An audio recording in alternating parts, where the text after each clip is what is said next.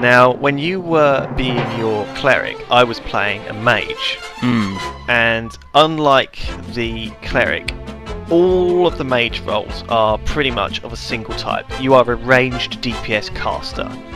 Even the flavour spec, the odd one at the end, Pyromancer, which is a healing spec, you don't really target people and give them direct heals. You've got a couple of heals, but they're on cooldowns, like 10-second cooldown.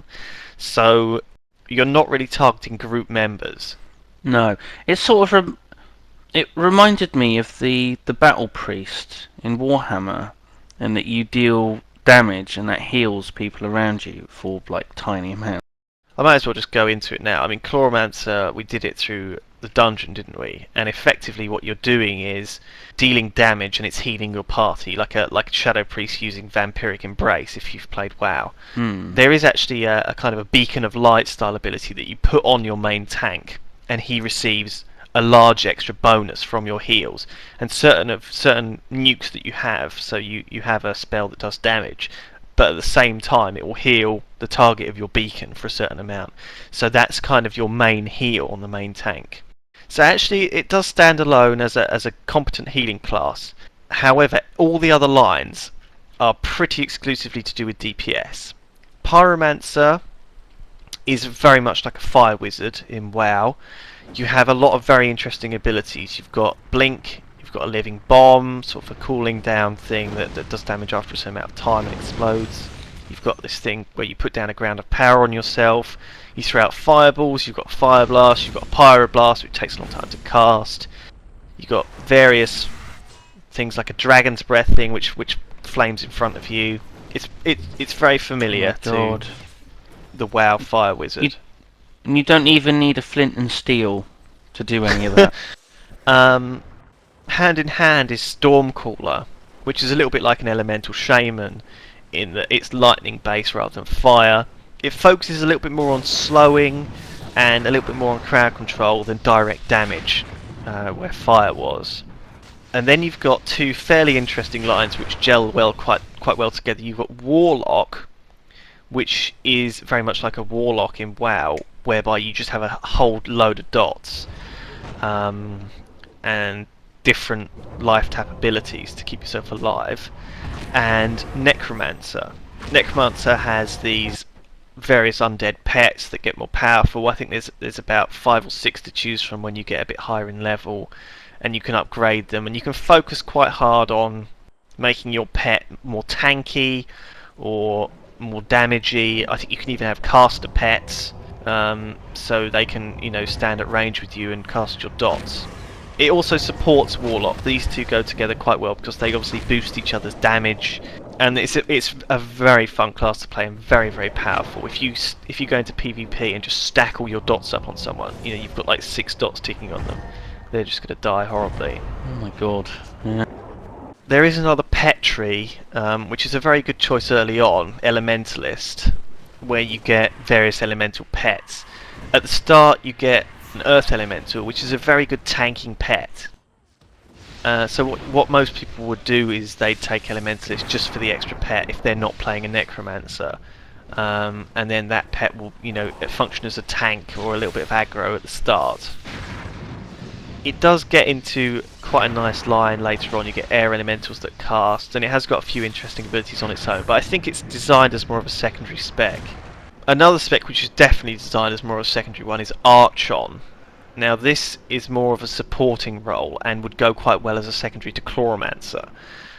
Arthain lets you have spells like Pillaging Stone, where when you cast it on someone you get a stat bonus, and a dot that also, when you cast it on someone, it actually buffs your endurance for an hour. So you need to kind of rotate some of these debuffs and buffs of Arthain in order to sort of stack up a buff on yourself, and then you can resume your other DPS roles. It's quite an interesting line. There's also a line called Dominator, which is an interesting one, and if you get this as your secondary or third spec, it will actually give you sheep at level 1. So a lot of people would go like Pyromancer, Elementalist, Dominator. So they'd get the fire spells, but they'd also get a pet that taunts, And then you get Dominator because you've also got sheep at level 1, so you can just sheep stuff, and that lets you handle, a lot more mobs. It's not actually sheep, it's squirrel, but yeah. Just the name of it, Dominator, you immediately think, oh, it's crowd control. Just from the name, you just automatically assume that. I was going to say, instead of like mind controlling people, you turn them into a cute little squirrel. Which I would have, as a Dominator, you would have thought, you use the power of your mind to overcome your enemies' willpower. But talking of PvP, each archetype has its own PvP tree. Now, I didn't actually get any of these to show people in the videos because you actually have to spend like PvP honor to get them, to buy them. But effectively, they're the equivalent of having resilience, because the very first talent in all the PvP trees is reduces your chance to be critically hit. I don't think the tree itself is designed to be specced into very deeply. It's supposed to be more of a secondary thing that you take in addition to one of the other trees. It's a bit strange that there are souls that are sort of like, dump. They're just dump ones. They're ones that you just take as like your third one. And you wonder how many people are gonna already know the sort of the spec that they should pick, and they know which the trashy ones are. And so, out of all of the people that play Rift, how many people are actually going to take, say, Dominator as their primary soul and fill up that tree all the way to the top? All of them are supposed to be okay, though. I think Dominator is actually supposed to be okay if you filled it all up to the top. Each line does get their own damage abilities, their nukes. So, you swap them off if you've got, the ones that are, you've spec'd into a bit better.